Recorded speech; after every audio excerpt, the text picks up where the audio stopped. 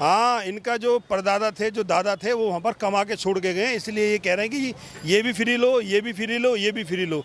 दिल्ली का सत्यानाश कर दिया। दिल्ली का आज हर व्यक्ति का बिजली का बिल है। मैं आपको बिल दिखाता हूँ, मेरा बिल जो है वो 4,000 का बिल है, मैं आपको दिखाता हूँ। पानी का बिल जो है वो 8,000 का बिल है।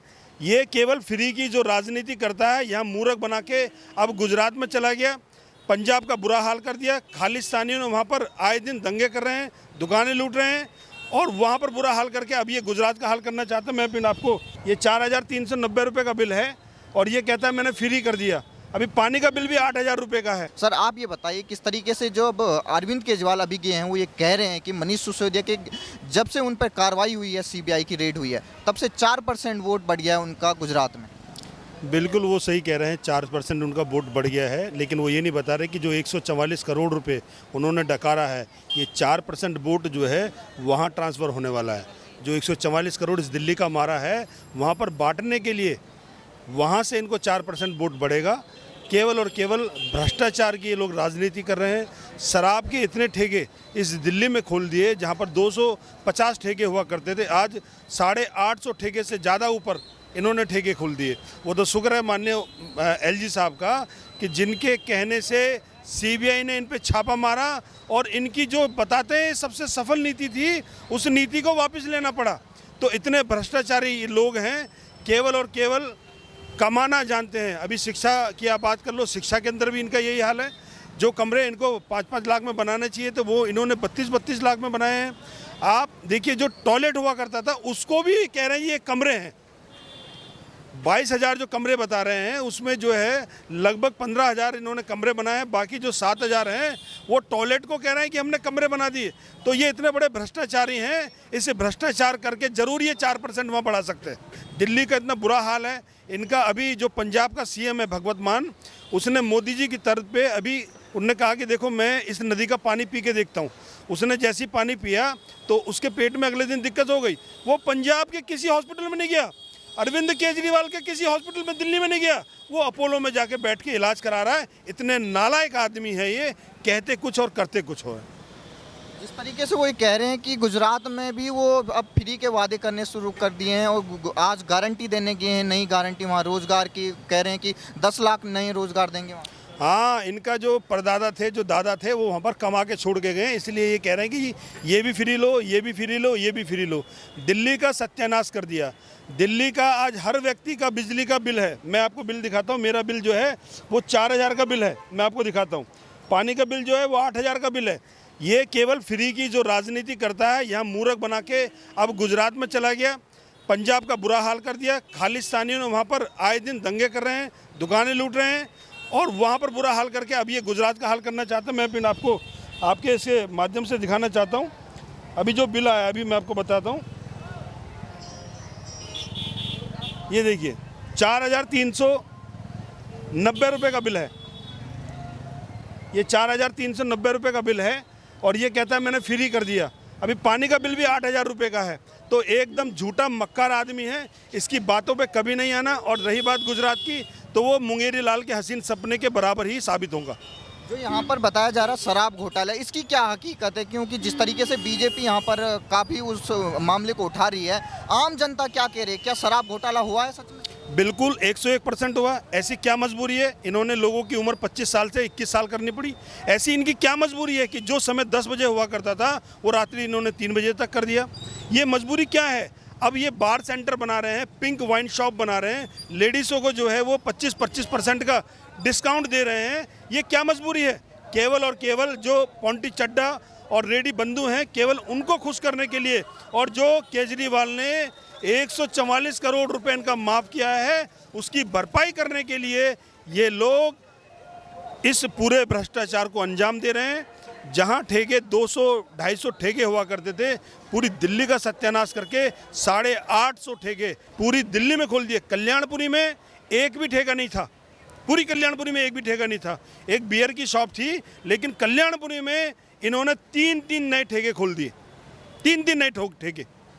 केवल और केवल लोगों को बरगलाने की बात है, लोगों को लूटने की बात है। ये चाहते हैं कि यहाँ के जो लोग हैं वो शराब में डूबे रहें। एक तरफ मनीष सिसोदिया कहते हैं जी हमने विद्यालय अच्छे कर दिए, लेकिन दूसरे हाथ में क्या दे रहे हो आप? शराब की बोतल। विद्यालयों के बगल में आप शराब की दुकानें खुलवा रहे हो। आप विद्यालयों के जो विद्यार्थी हैं उनको शराब की बोतल देने के लिए उनको उम्र 21 साल कर रहे हो। तो सत्यानाश इन लोगों ने इस दिल्ली का कर दिया। आपका नाम क्या है? कृष्ण गोपाल गर्ग। आप ये बताइए, जिस तरीके से अरविंद केजरीवाल ये कह रहे हैं कि दिल्ली में उन्होंने वर्ल्ड क्लास जो सिटी है उसको बना दिया है, अब इसकी चर्चा न्यूयॉर्क में भी हो रही है उनके जो शिक्षा मॉडल की है, आप बताइए क्या हकीकत है शिक्षा मॉडल? भ्रष्टाचार और झूठ का दूसरा नाम केजरीवाल है। दिल्ली को बिल्कुल बर्बाद कर दिया उन्होंने। दिल्ली की जो बड़ क्लास स्कूलों की बात करते हैं, अभी कल परसों ही आपने न्यूज़ में देखा होगा, एक पंखा बच्चे के सर के ऊपर गिरा, बच्चे की हालत ख़राब है उससे। एक बड़ क्लास स्कूलों के नाम लेकर के और ऐसे पंखे जो गिर रहे छत से, कभी बिल्डिंग भी गिरेंगी, ये झूठ का पुलंदा है केजरीवाल का।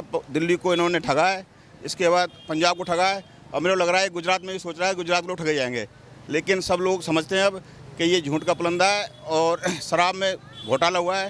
पहले शराब में 300 रुपये बोतल गवर्नमेंट का टैक्स हुआ करता था, वो टैक्स हटा के इन्होंने माफियाओं को कमीशन दिया उसका, और इस तरह से शराब में बहुत ज़्यादा घोटाला हुआ है। इस तरीके से नई पॉलिसी जो थी वो बंद कर दी गई है और पुरानी जो पॉलिसी थी शराब नीति उसको चालू कर दिया। उससे कितने ठेके यहाँ बंद हो गए? अभी कोई भी बंद नहीं हुआ, पुरानी नीति को अभी लागू नहीं किया। अभी जो नई नीति है वही चल रही है और ठेके बढ़ रहे हैं, पीने वालों की तादाद बढ़ रही है, एक के साथ एक फ्री किया जा रहा है। न जाने पता नहीं दिल्ली को क्या बनाना चाहता है।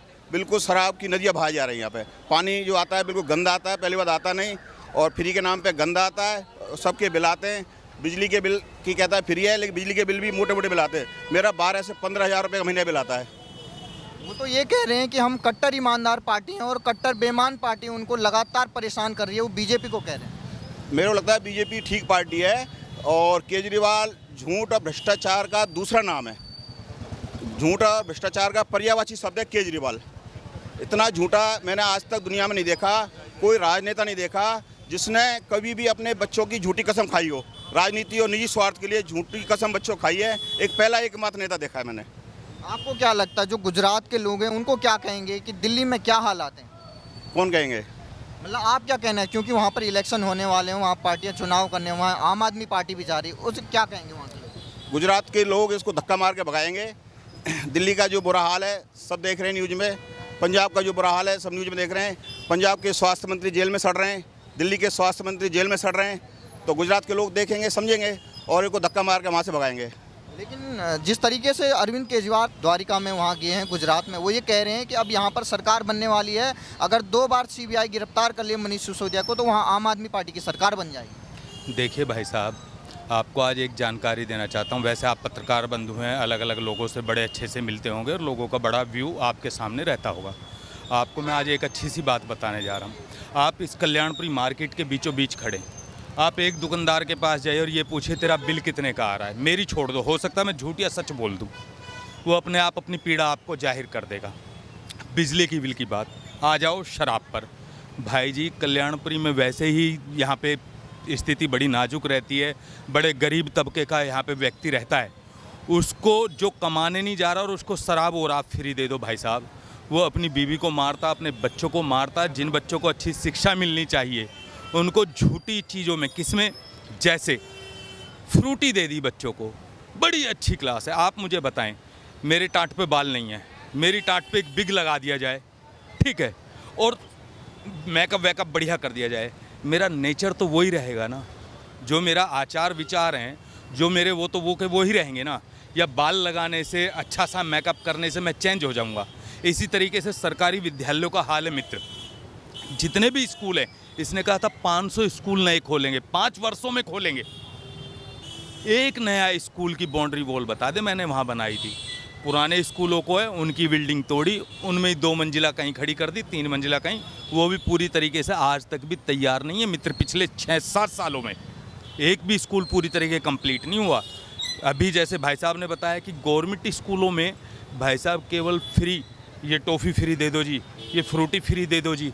भाई साहब, गवर्नमेंट का पैसा, जो कमरा आप अपना कॉमन घर बनाइए भाई, 40-50 गज का एक कमरा बनाइए आप। मेरा मानना है, अनुभव के साथ बता रहा हूँ, हमने भी 1-2 घर बनाए होंगे, उनमें आसानी से 8-7 लाख रुपए से ऊपर नहीं लगा सकते आप। कितना ही सुंदर बना लेना उसको, AC भी लगा देना उसमें, आप 8-7 लाख रुपए से आप ऊपर नहीं लगा पाओगे। इस भाई ने 36 लाख रुपए लगाए। अगर मैं झूठ बोल रहा हूँ तो मेरा कान पकड़ के ऐंठ दे जितने भी लोग खड़े हैं यहाँ पर। ऐसे थोड़ा ही होता है। और आज की डेट में जैसे अभी आपने कहा पंजाब में सरकार बना ली, भैया उस समय में 4 स्टेट में चुनाव थे, जहाँ इसका जम के झूठ चल गया वहाँ बन गई। बाकी 3 स्टेट में देख लो ना, गोवा में पेल के भेजा इसको, विधायक नहीं बनने दिया। पूरी यूपी में एक विधायक नहीं आया, सारे जमानत जब्त। उत्तराखंड में पेल के भेजा वहाँ की पब्लिक ने। भाई जी पब्लिक जहाँ की समझदार है वहाँ पेल के भेजेगी। और गुजरात की पब्लिक के लिए कहना चाहता हूँ, गुजरात के लोग तो इतने शिक्षित समझदार हैं, जिन्होंने पहले 2 लोग आए थे गुजरात के जिन्होंने पूरे देश को चलाया था, महात्मा गांधी जी और सरदार वल्लभ भाई पटेल जी। उन्होंने 70 साल सत्ता चलाई और अब फिर 2 लोग गुजरात से आए हैं। देखना अगले 70 साल नहीं 100 साल भाजपा की सरकार रहने वाली है। और मैं आपको सच्चाई बता रहा हूँ, ये पहले कहते थे आपकी सीबीआई है, आपकी ईडी है, आपके सारे डिपार्टमेंट हैं, आप हमारे खिलाफ इंक्वायरी कराइए, जब हमें पकड़ सको तो पकड़ लेना।